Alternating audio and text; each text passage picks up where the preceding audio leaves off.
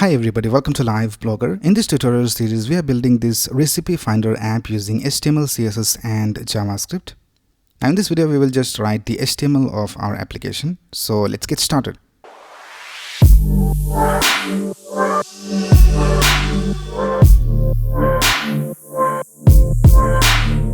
Right, here I have created a folder called recipe finder and I just opened it with VS Code. Now let's create the necessary files. So let's create a new file called index.html. Let's create one more file called style.css. And let's create one more file called main.js. Right, let's start with the index.html file, and in VS Code you can just type exclamation and press tab and you'll have this basic HTML5 code. Now here for the title, I'll just type recipe finder. And let's link our CSS file over here. So let's type link and press tab, and here in the href let's type style.css. Now here in the body let's link our JavaScript file. So let's type script :src and press tab, and here in the src let's type main.js. Now the first thing we will do is we will get the fonts. So here we are using a font called Poppins. So let's get the font from Google Fonts. Alright, so here I'm in fonts.google.com and let's search for Poppins and let's select this font. Now let's go ahead and select the styles that we need. So first of all, let's go ahead and click on get font. And here let's click on get embed code. And here I'll just change styles. And let's remove all of these and let's select the ones that we need. So we'll just select light. We will have regular. And then we'll also have semi-bold and also bold. So now let's go ahead and copy this link from here. So let's copy code and let's go to our HTML file. Let's paste the link over here. All right, now let's go ahead and create the markup of our design. So the first thing we will do is we'll create a container division. So let's give it a class of recipe container or recipe finder container. Let's name it that. And here the first thing we need to have is an h1, and we need to have this text recipe finder in here. And the next thing we need to have is this search input field. So for that, let's create a form element, and I'll just remove the action for now. And in this form, we need to have an input field with the type of text, and let's give it an ID of search input. And let's add a placeholder and let's type search by name. Let's add an example. I'll just type carrot, and we'll also make it required. And let's open this in our browser and let's see how it looks. So I have this extension called live server installed in VS Code. So once you have this extension installed, you can just right click over here in the HTML file and click on open with live server. And here we can see our heading and the search input field are displayed over here. Now we need to have a button. So let's go outside the input field and let's create a button. And here let's type search. And in the button, we need to have an attribute called type, and we need to set it to submit. And let's also give it an ID of search button. All right, after the search button, we need to have this get random recipe button. So let's go outside the form, and here let's go ahead and create a division with the class of random button container. And here we'll just create a button, and let's type get random recipe over here. And in the button, we'll just have an ID, and let's set it to random button. And let's also give it a class. Let's type random button.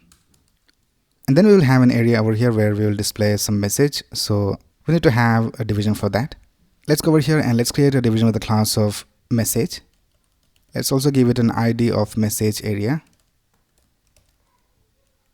And we'll just leave it blank.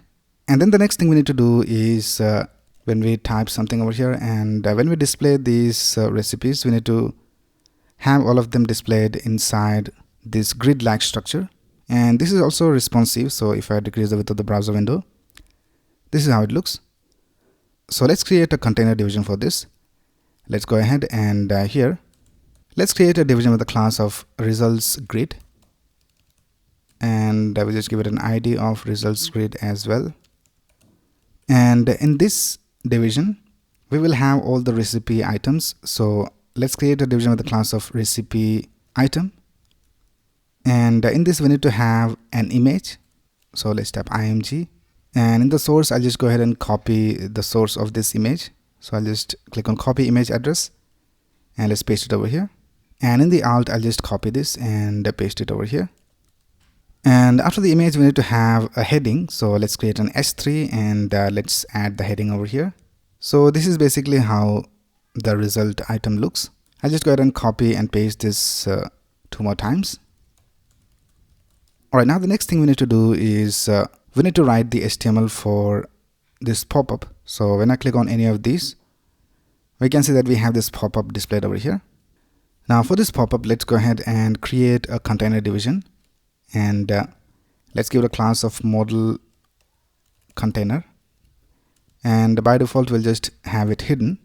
So we'll also add a class of hidden.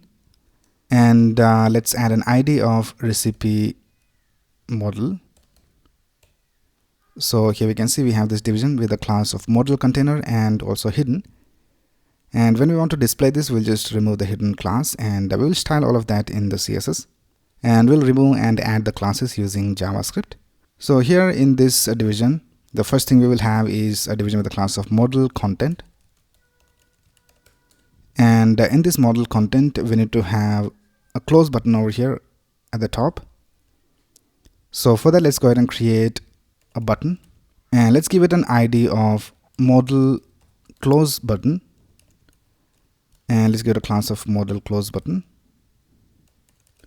And here we'll just type plus and we'll rotate it a little bit and make it look like the close button. And after this button, we need to have the recipe content. So we have all the details over here. So for that, let's create a division and let's give it an ID of recipe details content. And here all the details will be loaded from the JavaScript. But for now, let's go ahead and add some content so that we have something to work with in the CSS. So let's add an h2 and let's go ahead and paste this heading. And then we'll have an img tag, and in the source, let's add this source right here. So let's copy image address and paste it over here. And in the alt, let's go ahead and copy and paste this heading. And after the image, we need to have these details. So we'll create S3s for all of this. So I'll just create an S3. And let's copy this and paste it over here. I'll just duplicate this 2 more times. And then we need to have all of these details. So for that, we'll create an unordered list and we'll have list items in that. And let's copy a couple of these.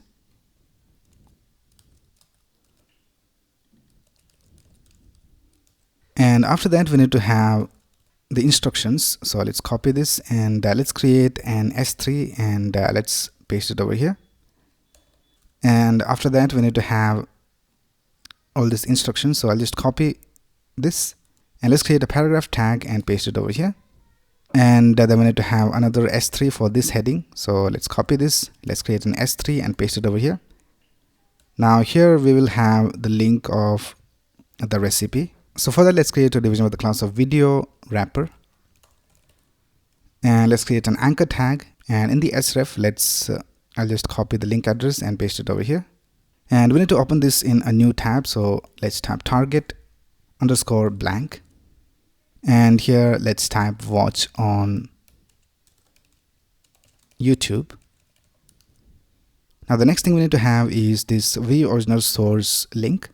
So let's create a division with the class of source wrapper. And let's create an anchor tag, and here I'll just type view original source. And here also we want to have it opened in a new tab. So let's type target blank. And with that, we have completed writing the HTML of our application. So if you go back to our website, this is how it looks. We have all the elements displayed over here.